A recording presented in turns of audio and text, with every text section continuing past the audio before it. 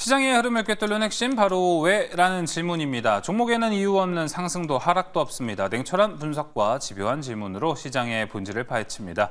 숫자 너머의 진짜 흐름을 지금부터 짚어봅니다. 궁금한 종목 Y 오늘 함께할 분들 소개하도록 하겠습니다. DW 주식클럽 공대원 대표, 리드홀딩스 권영우 대표 나왔습니다. 어서 오세요. 안녕하세요. 반갑습니다. 네, 반갑습니다. 자, 저희 궁금한 종목과 이번 주부터 스피디하게 많은 종목들 커버하고 있습니다. 그 첫 번째 종목부터 확인해 보시죠. 자, 캐대언 신라면 입에 넣는 순간 불꽃쇼 농심 상한가 직행. 자, 제가 개인적으로 이 소위 말하는 맵찔이라서 불닭볶음면 유행할 때 잘 먹지 못해가지고 공감이 덜 되긴 했는데요. 야, 제가 신라면은 여러분 30년 넘게 좀 먹고 있거든요. 그만큼 반가운 좀 농심의 상승이 아닐까 생각이 듭니다. 자, 오늘 증권가 애널리스트들도요. 넥스트레이드에서 농심이 상한가 가는 모습은 여러분 처음 본다고 합니다. 자, 이유는 다름 아닌 캐대언이죠. 이제 외국인들도 라면, 면 말고도 국물의 맛에 빠지게 된 게 아니냐, 여기에 좀 포인트를, 방점을 두고 있습니다. 여기에 새우깡까지 여러분 같이 있습니다. 자, 앞으로 불닭만큼 트렌드를 가져갈 수 있을지, 그만큼 또 밸류를 줄 수 있을지 궁금해집니다. 자, 먼저 공대현 대표님. 사실 삼양이 잘 나갔던 이유 중에 하나는 수출을 너무나도 잘해서라는 이유를 갖고 있습니다. 근데 농심이 이제 앞으로 삼양만큼의 수출을 한다면 작년에 59만 원도 좀 충분히 넘어서지 않을까 생각은 들고 있습니다. 현재 어떻게 보고 계십니까? 네, 저는 개인적으로는 충분히 가능하다라고 생각을 하고 충분히 있습니다. 가능하다. 네, 일단은 1차적으로 1차 추경에 이어서 2차 추경도 9월 22일 날 앞두고 있기 때문에 하반기의 실적이 보다 더 개선되지 않을까, 소비로 인해서라고 생각을 하고 있고, 두 번째 이유는 아무래도 캐대언 여파가 좀 크다라고 생각을 하고 있는데, 그로 인해서 오늘 주가가 그대로 좀 바스라니 고스란히 좀 상한가로 직행한 이유가 아닐까라고 네. 생각을 합니다. 캐대언 같은 경우는 요즘 국내 스타도 그렇고 글로벌 스타들도 다 골든을 따라 부를 정도로 인기가 그렇죠. 흥행을 하고 있는 그런 상황이죠. 더불어서 기존에 아파트, 이제 로제 아파트가 빌보드 차트의 1위를 지킬 때 무려 약 12주 동안 그 흥행이 이어갔습니다. 그렇습니다. 이 골든 역시 지금 현재 4주 연속 빌보드 차트에 1위를 기록하고 있는 그런 상황이기 때문에 아직 12주 평균적으로 본다면 더 지속적으로 유행이 더 이어가지 않을까라고 예상을 하고 있고, 그리고 농심 역시 앞으로 이제 캐대언의 흥행에 물이 들어올 때 노를 젓듯이 이 캐대언 김밥이라든지 캐대언 라면, 이 신제품을 출시를 그렇죠. 앞두고 있는 그런 상황이기 때문에 영화 속 장면에서 김밥을 좀 한 입에 먹는 그런 장면이 있죠. 그것 때문에 좀 사고가 좀 발생했다고 하는데, 그래서 앞으로 좀 한 입에 먹을 수 있는 제품이 좀 출시가 되지 않을까, 라면이라든지 김밥이라든지 그 기대감이 고스란히 좀 반영되고 있지 않을까라고 생각을 하고 있고, 네. 다만 이제 주가가 오늘 좀 거래량이 터지면서 상한가에 직행한 만큼 그렇죠. 단기적으로는 좀 차익 매물이 출회가 될 수도 있겠다라고 생각을 하고 있어요. 그렇기 때문에 단기적으로는 조정 시 47만 원 정도 분할로 좀 접근하시는 게 좋을 것 같고, 목표가는 전고점 부근인 55만 원 잡고 대응해 나가시면 될 것 같습니다. 뭔가 좀 조정시 매수 전략으로 잡아가는 게 좋은 전략이 되겠죠?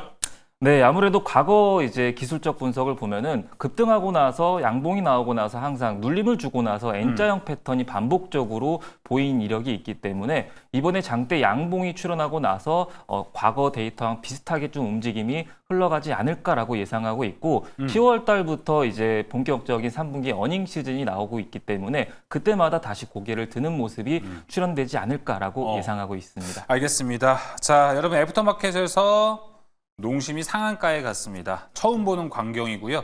이 처음 보는 광경이 예사롭진 않을 것 같습니다. 농심에 대한 이야기 나눠봤습니다. 자, 이어서 두 번째 궁금한 종목 Y로 넘어가 보겠습니다. 두 번째 종목 열어주시죠. 네, 비만 치료제 광풍 몰아친다. 펩트론 급등 시작. 자, 오늘 다른 비만 치료제는 좀 쉬어갔습니다. 하지만 펩트론만이 오늘 굳건히 상승을 해냈습니다. 코스닥 시총 상위에서 ABL 바이오와 펩트론 이 두 종목만이 오늘 군계 일학의 모습을 좀 보여줬는데요. 오늘 CPI 발표를 앞두고 비컷에 대한 가능성 또한 여러분 대두가 좀 되고 있습니다. 제약바이오 내에서 어제 이어 좀 순환매가 돌고 있는 모습인데 권영호 대표님, 자 오늘 비만 치료제에서 유일하게 펩트론만이 좀 살아남은 모습입니다. 이 광경을 좀 어떻게 바라보셨는지도 궁금하고 여전히 펩트론이 대장이다 좀 이렇게 보실지도 궁금합니다. 일단은 지금 펩트론의 흐름은 대장은 맞긴 맞는데 이제 슬슬 매도 관점으로 잡아보시는 게 좋지 않을까. 갑자기 왜요? 조심스럽게 말씀드리고 싶습니다. 왜냐하면 이제 비만 치료제가 어쨌거나 위고비도 그렇고 노보노디스크랑 이제 어떤 경쟁사들에 대해서 과열이 되면서 노보노디스크도 지금 인원을 뭐 9,000명을 감축한다고 하죠. 감축한다는 그런 이야기도 있고 이런 이슈들은 사실 어느 정도 그 끝물일 때 보통 이런 이슈가 나오기 마련입니다. 물론 펩트론이라고 하는 그 기업이 가지고 있는 어떤 기술력, 그것은 굉장히 좋은 기술력이지만 그동안 올랐었던 어떤 상승의 그 근본적인 이유를 보자면 일라이릴리랑 본계약을 체결이 되면 그에 따라서 발생하게 될 이익이 수십조가 될 거다라는 그쵸. 기대치로 올라온 거기 때문에 계약을 맺은 게 있으니까. 그렇죠. 그래서 이제 본계약이 체결이 되고 나서 그 다음에 이제 다시 매수 관점으로 접근을 해봐도 좋을 것 같거든요. 왜냐하면 펩트론이 기술력이 정말 대단해서 수출에 대한 뭐 실적에 대한 모멘텀 정말 확실했다면 아마 뭐 제3자 배정이라든지 아니면 바이오 업계에서 펀드식으로 해서 헤지 펀드라든지 이런 식으로 블록딜 형태로 계약이 될 가능성도 있고 지분에 대한 이슈가 분명히 나타났을 건데 최대 주주가 지분이 지금 10%도 채 안 됩니다. 그렇기 때문에 어떤 지금 자금 조달 측면이나 이런 부분들에 대해서 그러니까 우려감이 생길 수 있습니다. 그래서 우리가 좀 본계약 지금 시총이 7조이기 때문에 만약에 주가가 차익 매물이 본격적으로 나온다면 개인 투자자분들은 대응이 어려우실 수 있기 때문에 약간씩 오른다면 분할 매도 관점으로 접근해 보시는 게 좋을 것 같고 저는 펩트론보다도 지금 일동제약이 최근에 경구용 비만 치료제 임상 1상이 이제 29일 날 이렇게 톱라인에 대해서 기관 투자자들을 모아놓고 발표를 한다라고 하거든요. 보통 기업이 기관 투자자들을 모아놓고 애널리스트들한테 어떤 자세히 임상에 대해서 데이터를 발표한다라는 건 어떤 자신감이 있기 때문에 긍정적일 때. 네, 긍정적일 때 발표하지 이게 부정적일 때 모아놓고 발표하지 않잖아요. 설마. 예. 네, 그래서 이제 그런 어떤 긍정적인 이슈가 일정이 남아있고 또 이제 금리 인하에 대한 어떤 그 확실한 어떤 매크로적인 환경도 조성이 되었었기 때문에 일동제약을 좀 주목해보면 좋으실 것 같고 비만 치료제 외에도 어떤 다수의 모멘텀도 가지고 있습니다. 기존에 있었던 뭐 고지혈증 치료제에 대해서도 뭐 4개 국가에 지금 신규로 시장을 또 진출하고 있기 때문에 어떤 실적에 대한 모멘텀 또한 같이 가지고 있다. 이렇게 말씀드리고 싶고요. 목표가, 일동제약 목표가를 좀 잡아드리자면 25,500원 그리고 손절가는 21,000원으로 제시해드리고 싶습니다. 알겠습니다. 그럼 만약에 일동제약은 지금 아까 말씀해 주신 것처럼 고지혈증 치료제도 있고요. 실적 모멘텀도 있기 때문에 긍정적으로 봐요. 비만 치료제만 본다면은 투자하기 좀 어렵습니까? 일동제약 말고요. 다른 비만 치료제 관련주들. 다른 비만 치료제 관련주들은 저번에 한번 말씀드렸었는데 한미약품이 그래도 그나마 한미약품은? 그나마 이제 유통 쪽으로는 그래도 가장 확실한 파트너사이기 때문에 비만 치료제가 광풍이 불었을 때 실질적으로 숫자로 증명할 수 있는 기업이 무엇이냐라고 한다면 저는 한미약품을 좀 꼽아보고 싶습니다. 알겠습니다. 자, 일단은 바로 얼마 전이었죠. 권영호 대표가 이 시간에 조선주들은 조정시 매수해야 된다라고 이야기했는데 그게 그저께였습니다. 어제 전략, 최근 전략에는 아주 잘 들어맞는다. 비만 치료제도 여러분 투자 포인트 잘 참고해 보시면 좋을 것 같습니다. 자, 이어서 세 번째 궁금한 종목 Y로 넘어가 보겠습니다. 세 번째 열어주시죠. 자, 세 번째 확인해 보겠습니다. 연료전지 테마 불붙자 두산퓨얼셀 날아올랐다고 최근에 이제 블룸에너지가 오라클 덕분에 상승을 하고 있습니다. 데이터 센터의 전력원으로 SMR이 당연히 제일 낮죠. 근데 이를 상용화하려면 아직 5년이라는 시간이 걸립니다. 그 전에 6개월 만에 설치가 가능하고 현장에서 바로 전력을 생산하는 온사이트 발전은 연료전지가 주목받고 있으며 데이터 센터 계약을 체결한 블룸에너지가 어제 급등을 했습니다. 자, 우리나라의 블룸 에너지를 찾아봐야 되는 시간이 된 것 같습니다. 그래서 퓨얼셀이 붙은 대다수의 종목들이 오늘 올라갔고 여기가 수소 섹터에 포함이 되죠. 수소 발전에 필요한 열병합을 통해서 연료 전지로 이 전력원을 만든다라는 개념으로 보시면 될 것 같습니다. 자, 그렇다면 공대현 대표님, 전 궁금한 게 이 SOFC 연료 전지가 작년에도 여름에 좀 핫했던 걸로 기억을 합니다. 대략 한 테마를 2달 이상은 끌고 갔던 걸로 기억을 하는데 오랜만에 오늘 올랐거든요. 지금 시점에서 매수한 전략 어떻게 생각을 하십니까? 일단 단기적으로 볼지 장기적으로 볼지가 매매 포지션에 따라서 좀 달라질 것 같은데요. 사실 오늘 슈팅이 나오고 나서 윗꼬리가 좀 출현되지 않을까라고 좀 예상을 했었었는데 과거 데이터상 항상 윗꼬리가 빈번하게 출현했기 때문에 라고 생각을 했는데 아무래도 연료전지의 기대감이 더 커진 만큼 양봉으로 장대 양봉으로 마감한 게 아닌가라고 생각하고 있습니다.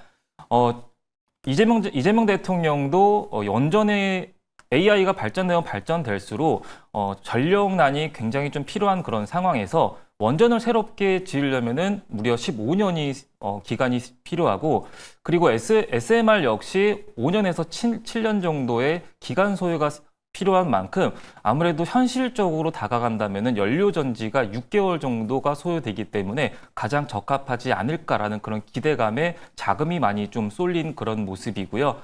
그리고 과거 2021년도에 고점을 찍고 나서 무려 한 3년 동안의 긴 조정 구간을 거치고 나서 지금 4월 달부터 현재까지 지속적으로 파동을 그리면서 오름세를 보이고 있는 게 특징으로 보여집니다. 다만 우려스러운 점은 두산퓨얼셀이 작년에도 적자를 영업이익이라든지 그쵸. 단기순이익이 적자를 좀 기록한 이력이 있기 때문에 10월 달에 3분기 어닝 시즌으로 돌아온다면은 이 실적 어닝 쇼크로 인해서 다시 좀 고개를 숙이는 게 발생되지 않을까라고 좀 조심스럽게 예상해 볼 수가 있기 때문에 급하게 잡을 필요는 없어 보이고요. 눌림 구간에서 잡으면은 적합할 것 같다라고 생각을 하고 있고 네. 전고점 라인이 31,350원이기 때문에 거래량이 좀 실려주면서 돌파해 주는지 그 여부를 좀 보시면서 대응해 나가시는 게 좋을 것 같고요.